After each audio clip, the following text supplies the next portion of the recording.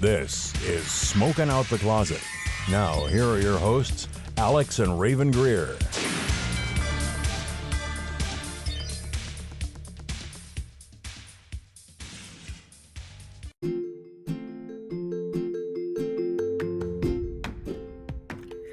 Hey, it's Rayven. I wanted to announce 2 new affiliate programs that Smoking Out the Closet is now a part of. First, I would like to announce a Pittsburgh local company, The Hemp Co., with 2 E's in The. They offer hemp-derived products including Delta 8 and Delta 9 gummies, vape cartridges, and pre-rolls, HHC vape cartridges, and sustainably used devices and products. All products are made with hemp bioplastic for all your cannabis device needs. And every product is third-party lab tested, DEA certified, and Farm Bill compliant. If you're looking to visit them in person, you can visit them at 20280 Route 19, Number 3, Cranberry Township, Pennsylvania, 16066, or online at theehempco.com. Be sure to use SOTC20 at checkout for 20% off on us. And we're also wildly excited about our partnership with Blazy Susan. They offer their iconic Blazy Susan rolling tray, as well as papers and cones in unbleached hemp, their famous pink, and their brand new purple colors. Follow our affiliate link in the show notes and use Blazy10, BLAZY10, for 10% off on checkout. Now, on with the episode.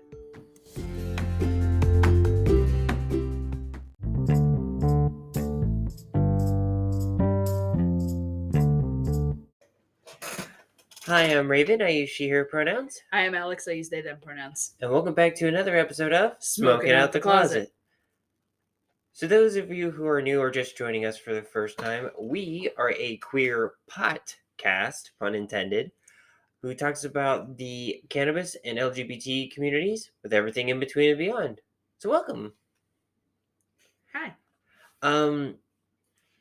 So do you want to do the review first or the thing that we talked about that is one of the things October is? Let's talk about what October is Okay. first. So, since we are in the month of October now. So, one of the things that October is across the board for the United States, at least, I hope it's internationally, but I'm not 100% sure on that. I'm sure some other countries participate in it. But it is Breast Cancer Awareness Month for the month of October. And we just kind of want to do a little talk about that. And I would actually, you're the one that knows a bit more on that, so I'll let you take over on that one. Yeah, because I actually thought about it the other day, and I was like, I don't think we mentioned this on our podcast yet. It's October. We should talk about it. And everybody thinks, oh, it's poopy season, right? It is, but it's also Breast Cancer Awareness Month, and people like to spread, use their outlet that they can to spread awareness to this. Is the same thing. Like last month was Mental Health Awareness Month. Suicide Prevention Month. They put that under an umbrella together. And so definitely anybody in every and all gender and chest mass size, go please. And you check yourself in the shower. Just, while you're in the shower, see if you feel anything abnormal. If anything feels abnormal, feels weird, go to your doctor. Definitely better to get something checked out and have it be nothing than not get it checked out and have it be bad. Because anybody of any chromosome arrangement, gender expression, way of life, any single human being that has a chest can get breast cancer because it's breast tissue that's there. So yeah, it affects everybody, and just so we want to do a little bit as a kind of like a little like behind the veil, like little spoiler. We're going to be doing a little bit deeper dive next week because we want to talk more and get a little more research done on like cancer and cannabis. So we do want to talk about that because both things are something that are very close to home for me. For a number of reasons. My mom has had breast cancer 3 times, and I got the 3rd time she was diagnosed. I got my pink ribbon on my arm for her I think it was actually during a Halloween like flash sale, if I remember correctly, with my ex. And my Aunt Sandy, who is a very avid, pot activist for her time, had lung cancer. Mm-hmm. And she had used cannabis to help with like her end of life care. So yeah, definitely something we need to, I feel like, is close to us and we can talk from, not just the facts, and make sure everybody knows things, and always, as always, a disclaimer: we're not doctors. Yeah, exactly. This is just our own personal research we have done. Please do consult with your doctor before doing anything. So with that, do you want to go into what we're using today? Absolutely. This is actually something I picked up from my dispensary. We have some more Kind Tree employee. And Kind Tree, you guys are so kind. I love you. The shirts that you give us are really soft. The flower you give us is very nice. Not give, that you have to us for our employees to buy. I like it.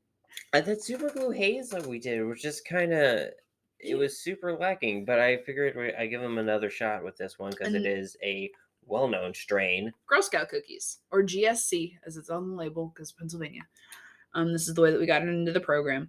But I got this as a 3.5 gram flour, and the terp profile on it's okay. I mean, we have like 0.3% caryophyllene, 0.25% limonene, myrcene's at like 0.173, and humoline's 0.130. Everything else is just pretty insignificant. That's pretty lackluster for flour. Other than limonene,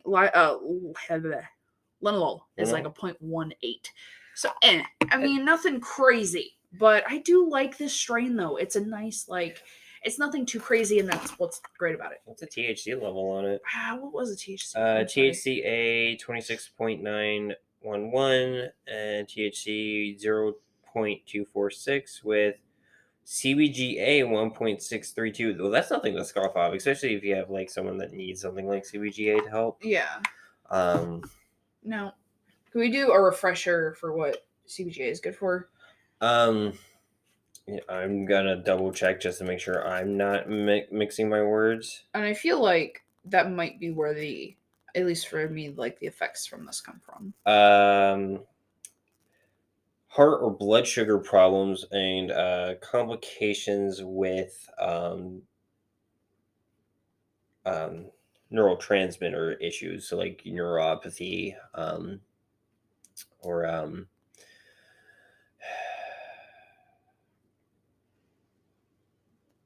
oh wait, no, that was, it is angelistic, antibacterial, anti-inflammatory, and proliferate properties of CBGA also can help with heart or blood sugar issues. Sorry, it kind of, the way Google has like their like just quick blurb of things, skip down to CBG just out of nowhere. Not just CBGA, which is a little different. But that's cool. Yeah. I recommended that was usually as like something with like humulene to kind of work as a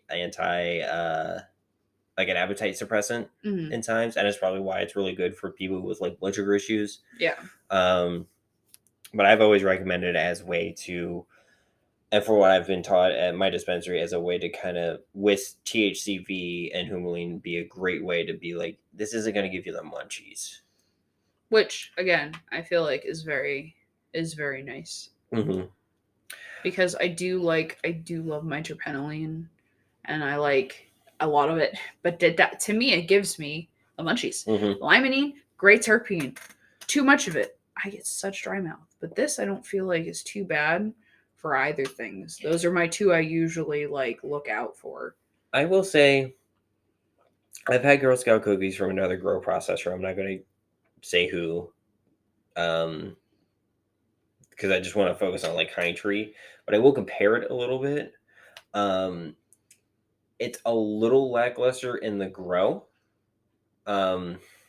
just like A, the terpene profiles, and B, just the kind of flavor. The buds are kind of small, I've noticed. They're not, the Kind Tree kind of like them small, and they're not super dense flour. No. So there's something with I can't remember what like fluffy flour means, but that's not a great sign from what I've been told. I did weigh that. with my kitchen scale, which does say is not for legal purposes, but I did weigh that on my kitchen scale, and it did come in at about 4 grams. So it's supposed to be 3.5. That extra half, I don't know. It could have been just. They don't seem dense to me. No, they don't. And they're not super wet, so that's not where the heaviness is coming from. But they're small. They are small, and country flour does come a little small sometimes. I mean, if you're definitely looking at for something that is like give you really good medical benefits, but not kind of control everything and get you super like high with that psychoactive effect, this would definitely be a good flour for that. So definitely would recommend it for someone like older that's trying to use this and like a vaporizer or using it for their edibles. It is a very nice mild high.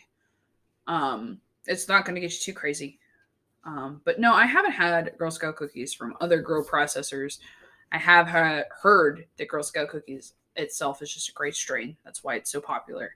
That's why it's up there. It's just it's acceptable. There's nothing adverse to it. There's not a whole lot of pinene that's going to like drive you nuts. Mm-hmm. There's not going to be something that's going to knock you out and make you sleepy. So, I mean, judging from, and this is the way I've always kind of been doing our reviews and everything, it's the grow processors take on the strain. Okay. Like we're looking at the grower, the grower processors growing this strain. Because we can I don't have anything really to compare it to. So just at face value with it, I'm just like, it's okay. And no, that's fine. I just want to clear that up because somebody, I think it was on Cannabis, I can't remember, was kind of like, are you just saying who you had and you're reviewing the strain? I'm like, no, I'm reviewing this as just this product. So it's the Kind Trees Girl Scout cookies. Maybe gotcha. down later one day we'll do, I don't know if Strain ever wants to do Girl Scout cookies or Verano or whoever. Grassroots does a Girl Scout cookies disposable. They do. And I think Standard Farms had a Girl Scout cookies a while back too. That sounds about right. But yeah, that's just to clear that up for the audience and make sure that because I don't know if I explained that well. Everybody on the same page because communication is key. So we might get Girl Scout cookies from another strain down the road or grower processor down the road. Because we have done that with different forms with the same strain from the same people. Yeah. So we'll probably do that, something like that too. I like that. What would you rate it? I'm not blowing off my feet. I mean, it is nice. I'd probably say like a 3. 3 out of 5? Yeah. I'm glad I got it. I'm glad it was an employee flower. Yeah. I don't know if I would go reach for it. And like, I'm honest with Kind Tree. Mm-hmm. They do ask for our opinion. Yeah, I do have that form. As employees trying these things. And I do say, I would buy this if it was on sale. Mm-hmm. Probably. I don't know if I would. I don't remember how much their 8s are. Are they 50, 45? I want to see. I don't know because a lot of stuff's been dropping in price recently. And before I can explain more into that. I just want to go. I would also do 3 out of 5 on that one. Yeah. Before we get too far off on the field here. But yeah. So there's a lot of them. They're actually dropping $30 an 8th right now.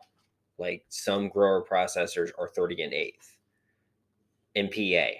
Let's just take that. We used to be the second highest medical marijuana state ever.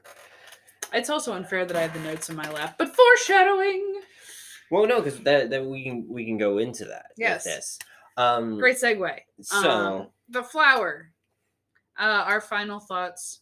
I said 3. You said 3.5 out of 5. No, I said 3. You said 3. Yeah. We both say 3 out of 5. It's all right. I might have misspoke, but I was like 3.5. Wait, no, 3. 3. Because I thought you said 3.5 for a split second. No, I don't know why, but it's okay. 3 out of 5. I'd say pretty middle of the road. It's mids. It's mids. It's mids. It's mids. It's not. It doesn't slap. Yeah. But it's not horrible. Like, would I recommend this for somebody? Yes. Yeah. Would I use it? Nah. Am I going to use the rest of it though? Absolutely. Well, yeah.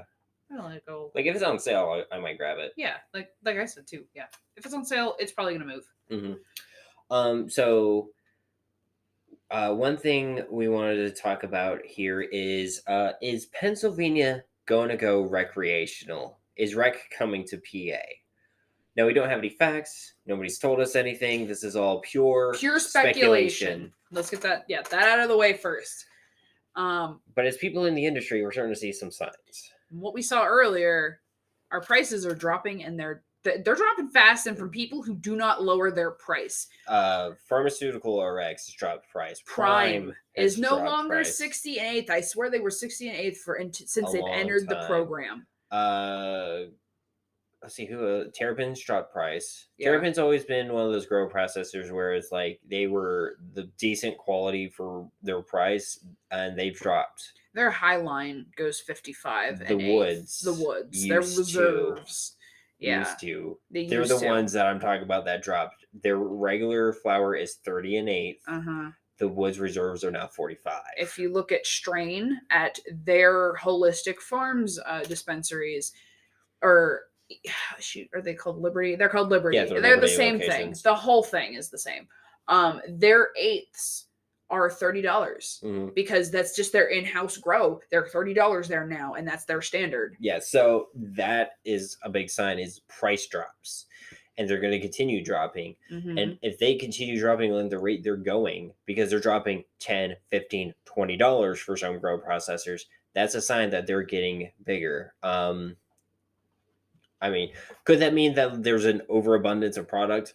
Absolutely. Possibly. I mean, supply to demand is always a big factor in that. But a lot of this product where I'm seeing that I'm putting on, like that we put on the shelves, they're like marked. The oldest I think I know of like the products we get are marked for like June. That's it. Like June next year? Like they were packaged June this year. Oh. Yeah, so they're not that old. No. Yeah. Maybe May, but like still it's like they're a little bit, but I mean like still they're dropping really fast. And they're coming. They're getting rapid. They're getting rapid. Another thing that I've noticed is the types of products that are now being introduced. So you have Cresco recently released FlowCow. And they do live rosin instead of resin, which is a different extraction process. Keeps a lot more of the trichomes in it, more of the terpenes. Doesn't do the separation and re-add kind of thing. It's just all there. I've heard great things about that FloriCal. But it's expensive. It's $80. Yeah, for a gram. For a gram. A lot of people say online that if it's not on sale, they're not buying it, and I don't blame them for that. But that process being introduced in the Pennsylvania market is another reason. Can we talk about AYR that owns Origin had caviar, moon rocks? What are we supposed to be calling those? They're moon rocks. Moon rocks. Yeah, in some locations they were selling moon rocks, which apparently PA was on the fence with those for the longest time. Yeah, because apparently they were in the program, and then they were saying no because they were arguing they couldn't actually be vaporized, and that's a stipulation for our medical program. But now there are some places I've heard rumor, I don't know if this is true, again, this is all speculation, that some places have lozenges. That is the way that they can get around the edible thing. Cresco has some of those. They're Sunnyside dispensaries. They are throat lozenges to help with, which actually I think is really good, is to help people who either are former smokers, people that have like throat cancers, or have a stoma. These things can actually help them with that. So super appreciative of that, but that's kind of like a nice kind of foundation point to kind of introduce like hard candies and all these other different forms of edibles. Speaking of things that are super hard to vaporize and being on the market, hash is being sold. Like keef. Really? Keef and hash. Inta is selling keef in containers in their concentrates. Just full on keef. Wow. What's another form? Good Green, with their Good Blend locations. They have what was it? Water filtered bubble hash. My coworkers went get a bunch of that. They have bubble hash, and I'm like, what the fuck? Like these this is something. Something's going on. Something's happening. Somebody knows something, and something's happening. Yeah. So either there's a couple things. The MSOs don't give a fuck. they're stopping to give a fuck, because PA, let's be honest, is a recreational with a medical face on it. Yeah. Let's be honest. And it's becoming a lot more nuanced. What I think is they're getting everything ready for when the elections happen in November in our state, because you got to think of the two Democratic representatives that are up for election for these certain things, Josh Shapiro and John Fetterman, both very pro cannabis. I mean, John Fetterman talked Biden's ear off last month and a half ago, maybe 2 months at this point, about cannabis, which little excerpt I think is part of the reason why his view changed and why he got shit started with the whole like federal pardon thing. But there's something going on behind the scenes, either with the Senate House and everything. And I'm not seeing any of these things in the meeting. So either they're lobbying someone that they know they're going to push it, or they believe enough in John Fetterman and Josh Shapiro to pass new laws. Basically, look, we're going rec. That would definitely make sense. Again, speculation, but hell, they might even know who's writing a bill to turn it rec because they lobby. If we take a step back here, there were rumors 4 months ago now at this point that we might be rec by January. Yeah. As I don't remember what level that was on, if that was like if it was going to be because Biden's been talking about descheduling it, or if that has just been rumor of they're just gonna leave it, right? And just be like, all right, well, you guys figure out what to do with it. We don't care anymore. Hands off. Yeah. Is what it sounded like. And that was 3 or 4 months ago. But now this is more like if that is gonna happen alongside of this, one way or the other, it's right around the corner. It doesn't matter if it's going to be on the state level or it's going to be on the federal level. Well, I will say, going off of the thing with the federal level, that is going to take way longer than it's going to be for January 23. Yeah. Because the whole process of and I talked a little bit about it last episode of how it's going to get like descheduled, or how they're going to have to review, is literally going to have the Department of Health, the Department of Justice, and the FDA all working together and doing like tests, runs, studies, and kind of getting all the data to be like, okay, this has no negative effects. And those people are going to be looking at California, Colorado, Washington, Alaska, all the Vermont, Massachusetts, all these states that do have recreational weed, and basically looking at cases, looking at like the data of like, has this helped people, has this made things worse for people, has crime gone up, has crime gone down, yada yada yada yada yada. So that is going to take a while. I don't even think they're going to start their first findings by January. Just as someone who grew up with a family and myself working technically in the government, they move slow. They are literally slower than a snail stuck in molasses. Don't. You're so damn southern. So fucking southern. Anyway. Girls, gays, and nays, this is what I listen to all day. I love it. I love it though. But statewide, I think they might introduce something. January, they might announce something there. I could see that going more to effect. Now, they'd be like, oh, okay, we're passing this, or we introduce this legislation, or like the president can do an executive order, governors can do that as well. Like the state governor can do that. Yeah. So maybe, depending on how the election goes, maybe Fetterman's going to be like, no, this is what I'm going to do. Because no, Shapiro, it's Josh Shapiro who's running for governor. Fetterman's running for the Senate seat. Yes. I keep getting the two flopped too. I really want Shapiro. I mean, both of them are really great, but Fetterman would be a great governor. I feel like, but I think he's trying to do more good federally than he's just focusing on the state. Yeah. But I mean, Tom Wolf signed in a bunch of executive orders as governor of PA, especially with the mask mandates and everything, to try getting COVID kind of taken care of.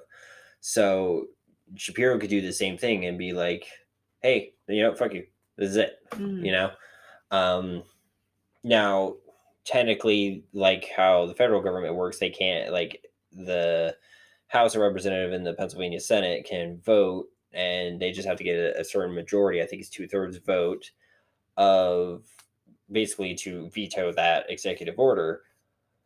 But I don't think they are, because there's so many of them that are full supportive of it in PA. At least most of the fucking thing we're arguing about is how fucking taxes are going to go to it. The majority of the people, isn't it? I think there was a statistic. It was like 76% of Pennsylvanians agree that pot should be legalized. Why are we not doing this yet? That is more than. Excuse me. I'm so sorry. That is 2/3. Just come on. It's a lot of it is the MSOs and corporations kind of trying to control it, because a lot of the government are basically like, look, we don't want to cater to just these MSOs. We want to make sure that small companies can, gain traction and be able to get a footing in our market. Like the hemp shops are opening up and working. They're you can see a bunch of new companies that are opening up their own hemp stores. They want that with cannabis. They want places to be like, hey, you can stop on by. We grow our own, or like we work with local farmers and everything that are small businesses, artisan weed. Like you basically like the Lawrenceville distillery. Yeah. They make everything in house. You could see the couple of machines they use to brew and distill everything, and then watch the process. And then they just have like a little bar area that like hold events, and like they sell it to you. And I'm like, I want that for weed. Absolutely. And if we don't cater to just these MSOs and kind of be like, no, we're gonna make sure these small businesses can go and grow. That'd be a beautiful thing to see. Absolutely. I mean, hell, I was recently talking about with someone on Twitter. I want to see it to where the Amish can grow. If I don't know if they would, but if they would, they could. That'd be great. That would be good. I want to grow my own. I would love that. I love plants. I love to grow vegetables because I like to reap those rewards of my hard work. And if I can do that with my cannabis, that'd be. I feel like that would also add an extra layer to the healing. You could argue that's an extra level to the mental health help if that is what you're using your cannabis for, because of that ritual, and like it would help with depression to have something to care for, because there are studies about taking care of plants that help people with depression. And here's an argument too, is like, oh, these MSOs, like they don't support home grow because they're gonna lose money. TS and Sasha on the Cool Nerd Weed Show grew their own batch of flower, and they were like, it's not that great. They tried their best. Their first growing cannabis is hard, like any other plant. Like it's very nuanced, very kind of have to have like super steady regimens. Have to figure out what's going to be best for them. Cannabis is like tomatoes, but worse. And tomatoes are hard to like get really good sometimes, or like peppers. Or it depends also on the person. If you just have you're telling me tomatoes are hard to grow. I hate the damn things. I swear they grow on spite, because I hate fucking tomatoes. And I used to grow the nicest tomatoes. The ones that I would plant, the tomato plants I would plant and water and take care of, would grow the best tomatoes. See, I don't know if tomatoes are. I'm just basing this on TikToks. I've seen like some people having issues getting peppers to actually flower and produce fruit. Oh, hell, I had issues with those beets in state college. It was also with like the radishes and shit. It has to do with your soil you're using. Your own body chemistry, I feel like, can also play into that. If you don't wear gardening gloves, the stuff you have on your skin can harm your plants, the bugs. But like, so imagine how hard it is just to grow regular vegetables, and then cannabis, I've been told, is a lot harder. So are they going to grow their own flower? Sure. Is it all going to be great? No. Is everyone going to have massive grows? What are they going to do while the flower's growing? So they're going to have to go to shops. Exactly. They're going to have to get product. That flower's not going to produce all year round either. No plant does. And like, even if someone does make a big facility to where enough they can like grow for just them, who the fuck cares? You can sell seeds, you can sell clones. Who the fuck cares? Exactly. You can cater to these people instead of it being that cannabis should not be a competition. It should be a community. And nobody needs to make it into a competition. We're all in this together. We all want one thing. Yeah, look at you fucking truly, the Kim Rivers. Fuck you. You know, I wonder if she's still like, she blocked you on Twitter, right? Oh, she blocked our podcast. She blocked the podcast.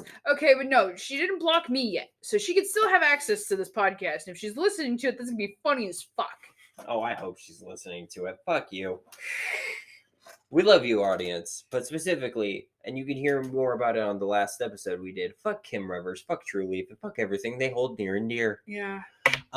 We are actually hitting that spot where we should probably take a break. So we will be back after the break to talk about a couple queer things. Yeah. Yeah.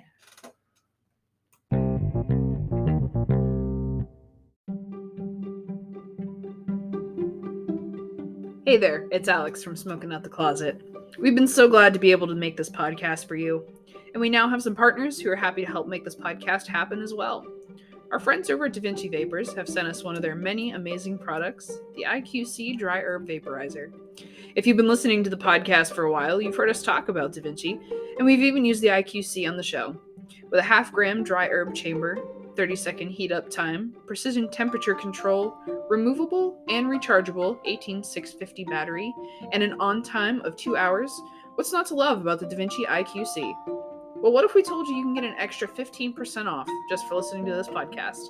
That's right. Use the code SOTC15 for 15% off at checkout site-wide. Thanks again to our friends over at Da Vinci Vapors. And now, back to the episode.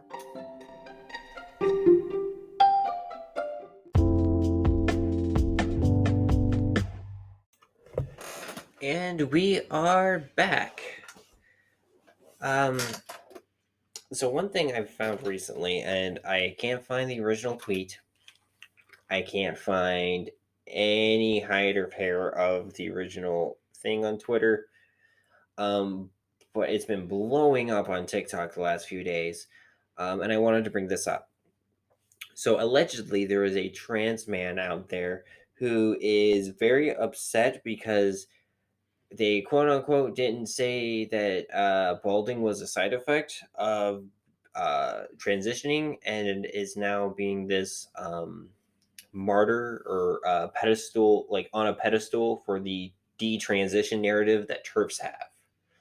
First and foremost, I want to bring this into light. If you find out that you do not, like, transitioning is not working for you, if you have to stop for medical reasons, whatever, and you detransition, that is fine. That is valid. We are not upset. Now, and a lot of times this is for people who get pushed into that. If you're trans, you have to be on medical, you have to be on HRT, you have to do this, and then just like, instead of, hey, let's give them the fucking space to just figure shit out. But I can go a rant on that. This is a different rant. I gotta stay on this one. Yes. One rant at a time. So I know you haven't done a whole lot of stuff with transitioning medically. No, a lot of mine has been social. It's also just been a lot of like planning and trying to figure out, because I don't know if this is probably ADHD brain in my way of trying to tackle it, but also my anxiety of making sure that I'm on my ducks in a row before I go to the doctor, because like I haven't had the best history with doctors, so I want to do my own research and make sure that like I'm taking the right steps and everything, and like just even having to have that conversation and what the right steps look for you. Exactly. So when, especially in the state of Pennsylvania, but a lot of states, if you want to medically transition, that you have to have a lot of conversations with your doctor. You have to have a diagnosis of gender dysphoria, or a sign off that says yes, this person's trans, or exhibiting symptoms that HRT would relieve. That kind of thing. Also, I would like to point out before I go on that route, the detransition thing. People who are born intersex can be raised as one person based on what the little stupid scale of determination they have based on the genitalia, and given hormones their entire life, and then realize like, no, that's not who they are, and then quote unquote detransition, that's what they some of them call it, but they just stop taking those hormones that are like forcing them to be what the doctor said at birth. Real quick, number one, it's the socialization bullshit that is everybody just needs to be defined. It just pisses me off. Yeah. And secondly, Because the first one just goes into let this person figure out who the fuck they are. Mhm. And that just goes for just people. Just let people figure out who the fuck they are. Don't pressure them. Don't try to push them into a place where they don't feel comfortable. We gotta shove everything in a fucking box. No. Let people be comfortable. And number two, if it's not posing any health risks, leave them the fuck alone. And a lot of it is cosmetic. Like circumcision. You think about it, that's fucking disgusting. Well, I'm not saying that like It's like for some it's religious. For some it's religious, understandably so. But if it's for the it's like I don't understand. I just don't get it. If you're like, "Oh, I have an intersex child," and like say for example, there's a little bit more testosterone, the baby has a longer clitoris, it's not quite like a penile situation. And you fix that, that's just weird to me. Yeah, same. That's not your body, don't touch it. And I'm not saying, and I want to say first and foremost, if you are intersex and you decide to like do the whole thing, like I'm not taking these pills that I was forced to take my entire life, you are super fucking valid, and we are here for you. We love you. But this person was basically, they didn't tell me I was going to go bald. When I got my hormone therapy, and I've seen other transmasculine people with their version, is here's all the fucking list of things that are going to happen or potentially happen. And one brought up, there's like, look, this is exactly what mine says. I still have all the paperwork. One of them, literally near the bottom, says balding or loss of hair. And then if we take a step back to where I am right now, because I have been considering like looking at everything, all my options, right? That's what I'm doing right now. I haven't even talked to my doctor. They don't even. I'm still way in the closet in the medical, almost everything. So they don't know. That's just me being a responsible adult about my body. Because everybody should know what's going to happen to your body. You honestly, when you're getting older and you're like, why does my back hurt like this? Is this something that I should take to my doctor? It's okay to do your own research. It's not okay to tell your doctor how to do their job when you get there and say, here's my 17 hours on WebMD. But just say, hey, this is a concern I might have. I did do some research. What do you think? And have a conversation. That's a good way to start a conversation. But here's my thing too is, and there's a lot of things I feel like this person was kind of hoping for. And here's the thing. If you are going to transition medically, you are going to have to look at your family and specifically look at your parents and your uncles, aunts. See how they look, because you're going to look a little more like them in one way or another. Say, I look a lot more like my mom, even though I already look a lot like my mom more than my sperm donor, as I politely call him that. I look a lot more, even more like my mom since I've been on hormone therapy. I look a lot more like my grandmother in her older photos or my aunts, instead of, like my grandfather. But that's the thing you have to look for, is because guess what? They're what you're going to look like in 5, 10, 15, 20, 30, 40, 50 years down the road. You're going to look like your parents at some point, and you're going to look like your grandparents at some point. Maybe not exactly, but that's a kind of a ballpark of what you're going to look like. Now, not everybody's going to look exactly like their parents. Some people kind of look very different from their parents. Take Angelina Jolie. Her parents and her, some people like make jokes, they're like, oh, she's adopted. And I'm like, no, those are her parents, but recessive genes are a fucking thing, aren't they? Yeah, because I'm sitting here and I'm like, I kind of look, I've had people tell me I definitely am my mother's child. I feel like you look more like your aunt. Which I love, because from what I've seen of younger pictures of your mom and your aunt, I feel like you look more like your aunt. I'm so glad. So you're probably going to look a little more like her when you get older. Because that's the thing, too. I'm so okay with that. She aged so gracefully, I feel like. But that's the thing, is like you already got these so many notes, so many things. And then there's another thing that, like, another TikTok I saw was someone else talking about, another person that was complaining about transitioning, was they transitioned to a man and they got top surgery. And then they were complaining about not being able to breastfeed their baby. You got your breast removed, and you can't breastfeed your baby. Now, do I think that these are fully actual narratives? I mean, they can be. People are stupid. I'm not going to say, like... Yeah. They're not going to be like, oh, I didn't think about that well enough because that can happen. Can I also just say, I hope my silence on that was palpable to everyone listening, because I was I was like, But like, because people are dumb. people are, yes. Some And people people can be don't very even dumb. listen to their doctors sometimes. Mhm. But I feel like these narratives are pushing like J.K. Rowling's turfy narratives, fucking Majorie Tyler Green, Lauren Bobbitt, all these fucking like turf assholes, and pushing their narrative up of seeing like see, because it's a small fraction that does this comparatively to the much larger fraction that it helps. Yeah.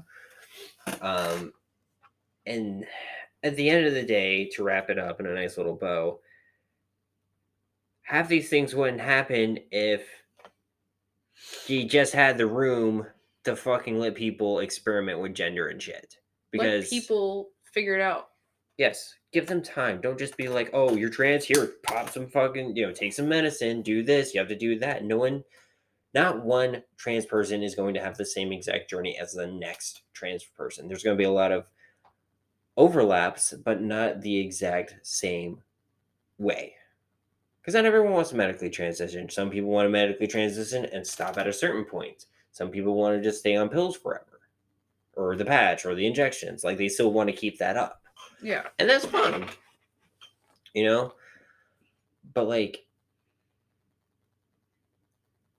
my journey is not the same as another famous trans person like Lauren Cox or Jazz. I'm not saying I'm famous, but like, just using them as because they're bigger names. It's people the people know. Mm-hmm. Do you have anything else to add on that one? I don't think so. Okay. I'm so sorry I'm being so creaky over here. You're fine. These chairs. We have a little insert in the ad I have for it, but hey, Patreon, support that, and we'll be able to get better equipment and less squeaky chairs for the show. Yeah, it'll help. So one last thing I kind of wanted to talk about is another thing that October is. October is also LGBT History Month. Woo! And I wanted to bring up some of that. So what I wanted to do was a quick history of how, and not like literally like the history behind it or anything, but more of just things that are of how to find your fellow queer friends. I love talking about these. Can I just say that? I love it when I bring it to people's attention. I love to educate people about this. I think it's funny because my mom didn't know some of the code. And she was getting hit on. She's told me those stories too. She got hit on by a bunch of lesbians. And they're like, why? And I'm like, Mom, you're a tall 6-foot redhead woman and you wear your carabiner or your keychain on your left belt loop.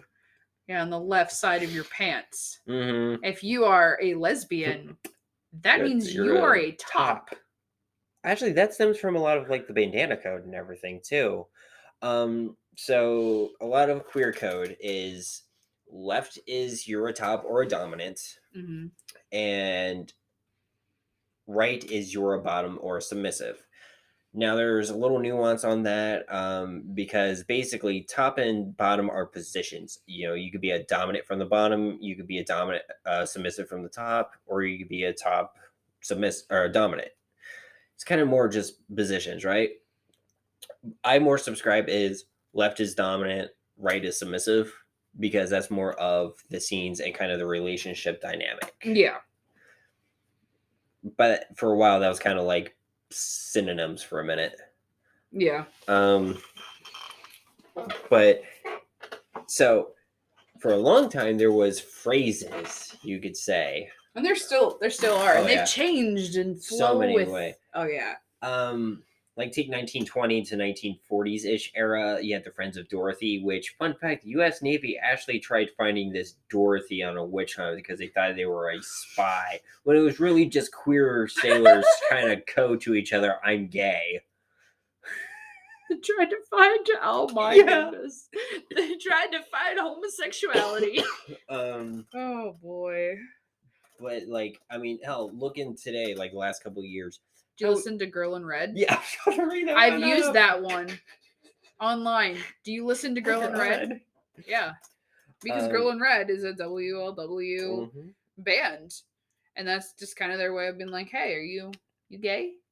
So, with bandanas and colors with the queer community, there are kind of been a major part of like why there are color things in the kink community, because they convey sexual preferences. So if you're wearing the bandana or the flag code, it's usually on your wrist or your back pocket of your pants. And again, left for top or dominant, right for bottom or submissive. The colors, just to name a few, will be black is for S&M, light blue for oral, gray for bondage, so on and so forth. There are myriads of lists. There's so many. Across There's the a whole board. chart. I have a chart on my phone. Maybe And- I'll throw that up on the. It won't all fit on the Instagram. That's the No. horrible part. But the thing is, they're not really regional. They're kind of just been accepted across the board. Yeah. There's very nuanced colors like magenta, light pink, chartreuse, green, off green, moss green, forest green, you know. And if you are colorblind, this is going to be horrible. horrible. You might get Exactly. in some trouble. Which is why discussing and consent Consent is mandatory. Consent and communication. But then you also have key code for sapphic women. Like the bandana code is based, you know, we already kind of brought up the keychains on which side. And then you have nails. So this is more of what I've learned recently. So nails is how do you find a feminine lesbian? They have long fingernails. But you are short. Like there's a stereotype that This is the stereotype. The index and middle finger are short, which some people do, but they make little covers for those, so you don't really have to do that. Yeah. But some do, and you know, I'm not gonna say you can't do that. It's fun. Who cares? I learned more of colors. It's called femme flagging. And this is more recent that I've found out. So if you have silver nail polish on your ring fingers, that means you are a femme-presenting person looking for another femme-presenting person. I'm opening up this to like regardless of gender identity. Yeah. Because a lot of people with like non-binary or genderqueer people have kind of used a lot of these kind of interchangeably or both at the same time. Who cares? It's nail polish. Everyone has access to that. Yeah, but also the term lesbian, can I just remind everybody again? Because I love reminding people of this. You can be, it's a non-man loving another non-man. Yeah, I hate lesbian turfs. Yeah. I want to find them. Or even gay turf. I just hate queer turfs. No turf. Then this one I learned is traffic light nail polish on the middle finger for consent. So like traffic light parties. Yeah. So in the kink community, that's also a thing. The traffic light parties. You'll wear like a bracelet. But no, not like that. No, not like that. No, not it's similar? literally the full traffic light. Oh wait, what the fuck? Yeah, so it's okay. like, So I thought the traffic light colors on your middle finger. No. It's literally just like, I mean, it could be in some circles, but I've from what I've seen from the pictures and everything, it's literally just like the actual like traffic lights.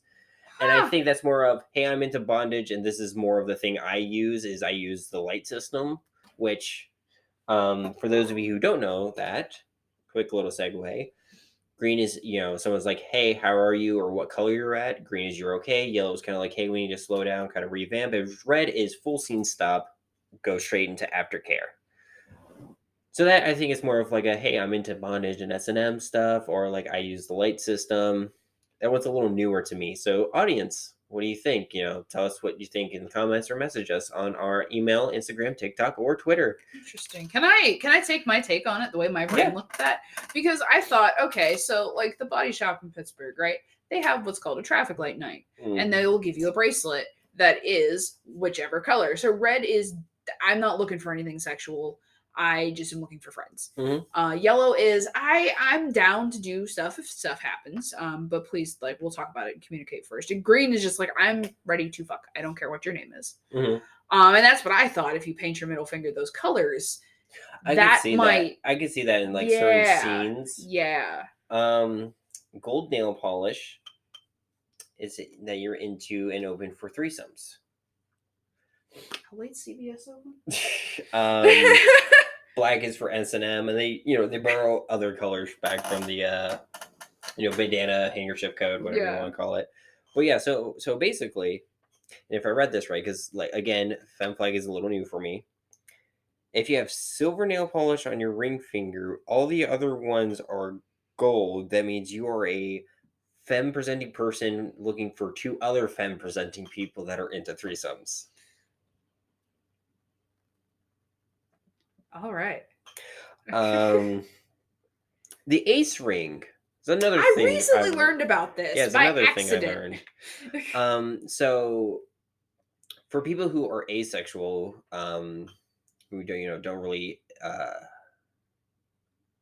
get sexual I'm trying to draw on a blank of how I want to say this, but they don't really have like sexual attraction to people. They've recently come up with and I don't know how recent, but it's newer to me because asexuality's community's kind of been more of a hey, we're here kind of thing in the last 10-20 years. Oh yeah. Even though they've been around forever, there's finally verbiage for it. Yeah. So the ace ring is a solid black ring worn on the middle finger to signify that this person is ace. I don't know if the thing I was looking at didn't really like say if there was any nuance to which hand you use. So if you are in the ace community and you do know that answer, please let us know because we'll gladly update our audience and everything about that. And then my favorite, flowers. Recently, one that kind of got revamped is green carnations. So when Elliot Page came out and went to what's that really big art gala thing that they do in Hollywood or where they all wear like really fancy outfits and everything. Like Kim Kardashian wore Marilyn Monroe's dress. Really? Yeah. I don't know. I don't do celebrity shit. I You're don't asking either. The wrong person. But Elliot Page wore an outfit that was very similar to Oscar Wilde's outfit and wore the green carnation like he did, which was a very big, prominent symbol for homosexual men at that time. One I've learned recently is bara or rose in Japan. It is usually used as a slur for homosexual men or gay men, queer masked people. But they've kind of reclaimed that term, kind of like we've done with queer. Mm-hmm. Which actually makes a lot of sense of why you see roses a lot in like yaoi. Yeah. Which I never thought about, but you see a lot of roses in Yuri as well. Like just any queer manga, I see a lot of roses for some reason. Can I also say from a different perspective, because the club that I was at was in the bathhouse in Pittsburgh. Like it was in Club Pittsburgh, which is the gay bathhouse in Pittsburgh, right? There were murals on the wall of gay men with roses in their mouths. Mm-hmm. So yeah, it's weird because roses are also they're just usually associated with romance. Yeah, I think with like how America and like a European view is, it's more of just the association of love because it is a red flower and symbolizes love. Mm. I don't fully know how it is in Japan. I'm curious now as to how that started. It is, and I wish I still had my Japanese professor's email so I could be like, hey, here's a question, but I don't know how she is with queer stuff. Violets are for women loving women based on the poetry that was written by Sappho, where we get the word sapphic from. Sappho and her friends. Yep, her friends. I fucking hate historians. They're just roommates. They're really good gal pals. They're really, really good friends. They're lesbians, Harold. They're lesbians. And then we have some symbology.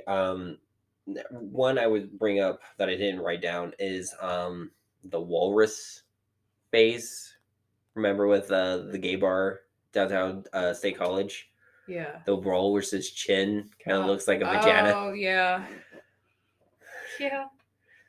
There's a lot of like symbolism like that. I can't remember all of them off the top of my head, but like some of the bigger symbols. So some survivors of the Holocaust and queer people today are kind of revamping some of them. Of these specifically because they are Nazi symbols. And kind of more of a protest to like the fascism that has kind of been on the rise in a lot of countries, including ours here. The pink triangle that's facing downward was a classification for uh, queer men in their system, and then they had the black one. They broke it down with these symbols to kind of put people in different places in the concentration camps.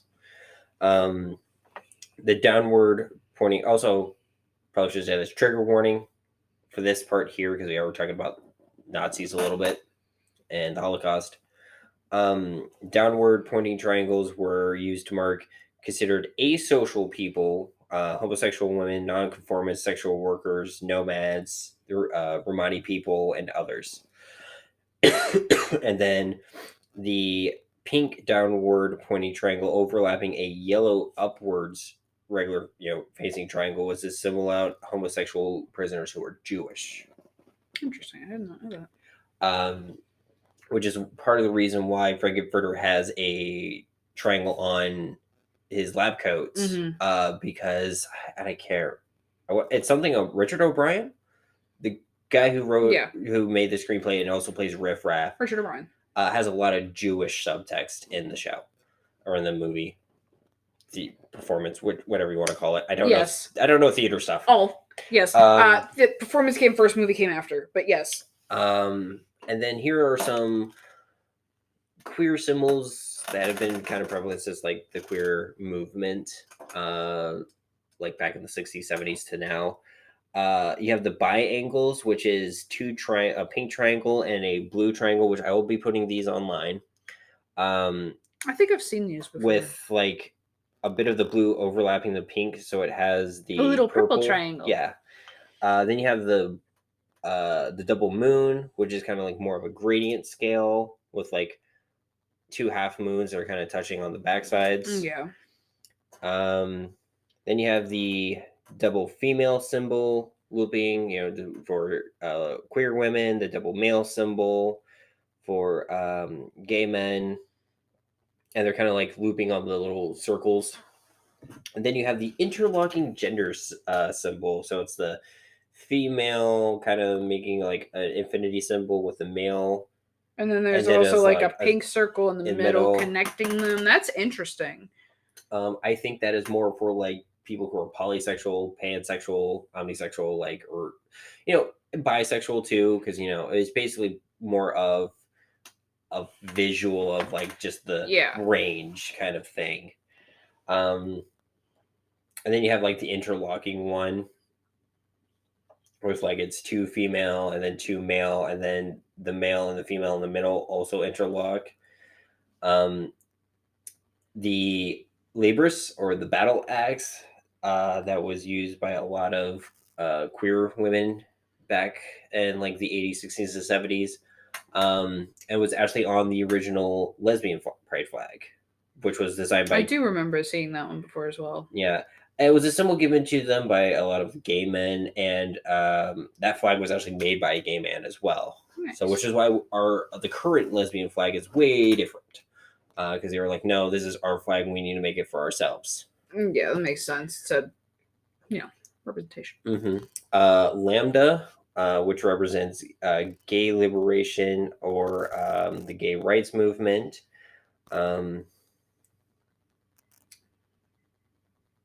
And it's more of a mathematical term, but it indicates wavelength of any wave in physics, or as an evolutionary algorithm. Indicates the number of offspring that would generate all this other notions of like mathematical problems. I'm not super like smart. I don't know why they put lambda, but it's a mathematical pun from what I've been told. Okay. Well, good for them. You have the I can't see this. I don't think I've ever seen that symbol before. Can I see it on yours? Because mine's in dark mode. So is mine. Oh. I have to turn my dark mode off. If you turn your dark mode off, it should turn off the dark mode for that. Hold on. Ugh. Oh, God, that's so bright now. Let me scroll down. Here we go. I don't know how to turn it off. I'll edit this later, or maybe just leave it in because it's kind of funny. Mine's just on the top of my thing. I'll put that on there. Okay, here you go. Hang on. Okay, so yeah, the pansexual symbol is essentially a P with the female line through it and a down arrow from the female symbol. I'm sorry, the weed is getting to me. And then you have the androgen or androgynous symbol, which has actually been kind of used for the trans umbrella by a lot of people. Mm-hmm. It's basically one circle with on the top right, if you're looking at it, it's the male symbol. And then the top left is the bottom half of the female symbol. And then you just have on the bottom, like just a straight down cross, kind of like a T or a plus right underneath the circle. And then you have like a pink and blue gradient to kind of represent the scale, which I personally don't like because that just means that like women and men are the two ends and there's just everything in between, which I don't really like because it's more of like And then a there's color nothing wheel. outside of that. Yeah, I'm not. No. But then you have the one in black again, but it's got a fist in the middle to symbolize transfeminist, transfeminism in a sense. What I like to call NERF, non-exclusionary radical feminists. It's NERF for nothing. Fuck TERFs. For those of you who don't know what that stands for, it's trans-exclusionary radical feminists, which AKA J.K. Rowling. Fuck you. I know you saw my tweet. And then there is a symbol for they use the androgen symbol to either symbolize unisex bathrooms or inclusive bathrooms, and then there are a specific symbol for the hijira, which I could be butchering, but it's the it's hard to see in that photo, but it's in India. With their belief system, there is a third gender, and they refer to them as hijira. Interesting. Um, There's one missing from here. Which one's that? I have used. It is the non-binary symbol, which is, it looks like how you would go to, this is the best way I can describe it, right? You're going to start to draw the female symbol instead of the female symbol. Oh, it's upside down. So you draw it upside down and then you put an X through the line. So it's like, nope. Okay, so basically instead of like with the androgen symbol with like the circle, and it's got the other two symbols that are from like the male and female, and then on the bottom it looks like a plus mark. Mm-hmm. You're just going to basically draw a circle, go up and then an asterisk. Yep, make an asterisk on the top. Okay, yeah, I didn't, because that's what gender is when you're non-binary, is an asterisk. I mean, there are so much more than that, and it gets like nuanced. Like you have like demigirl, a symbol for demigirl, symbol for demiboy, pangender, polygender. Like there's so many. I'm so sorry, my brain. You know the unknown. It's fucking the unknown of gender symbols. But yeah, I think that's all I have today. And thank you for bringing that up because I totally did forget to add that to my notes. I just thought of that because there was a while ago for Pride Month, somebody made a Facebook photo filter that was the non-binary pride flag, and then it had that in white underneath of it. And that was my very first exposure to it, and I really like it. I will also add pure circle, usually associated in purple behind a yellow backdrop, as is the pride flag for intersex people, but I think that also, I could be wrong on this one, just because I don't have any experience or knowledge of interaction with intersex people. But I think that just pure purple circle is also a symbol for them as well. I think I could be wrong on that one. If anyone's intersex, hey, please let us know. This is a growing podcast. We'd like to grow with y'all. Is there anything you want to add, love? Excuse me. I don't think so. Other than I've had a lot of fun this episode. We talked about some fun stuff. Yeah, we're doing a little more looser approach, just so it's a little more interactive and a little more engaging. I feel like I'm liking this approach. Oh yeah, I like it. One last thing I would like to add before we close the episode is November is around the corner. If you're not registered to vote, I think it might be too late to get registered for this voting season. I think so. But if you are, please vote. Please vote. To not even taking cannabis into the equation, please vote to make sure everyone still has their rights and has the ability to be healthy and happy. We don't want anyone's healthcare being controlled by any government. Like, we want people to have access to abortion rights and be able to have life-saving surgeries. And also queer rights. There's so many rights that we don't have. Just because we got marriage equality does not mean a whole lot, and they're threatening to take that away. So we do have to vote for people. Now, can Democrats be corporate shields and have corporations in their back pocket and kind of align with a lot of what Republicans do on some things? Yes, we have to vote those assholes out. So it is important to vote small and up. You want to start local, get the people in the local, and eventually, kind of like John Fetterman, they can get up higher. Mm-hmm. So we do want to start with that. And if you can, I've been thinking about it for a while. I might do it next year. I might actually run for something. So if you don't see the change, but you want the change to be there, and you have the ability or the drive, be the change. Be the change you want to see in the world. So that's the last bit I had. That's a great place to end this episode, just to be the change you want to see in the world. So once again, my name is Rayven. I use she, her pronouns. I'm Alex. I use they, them pronouns. And we'll see y'all in the next episode. Bye-bye.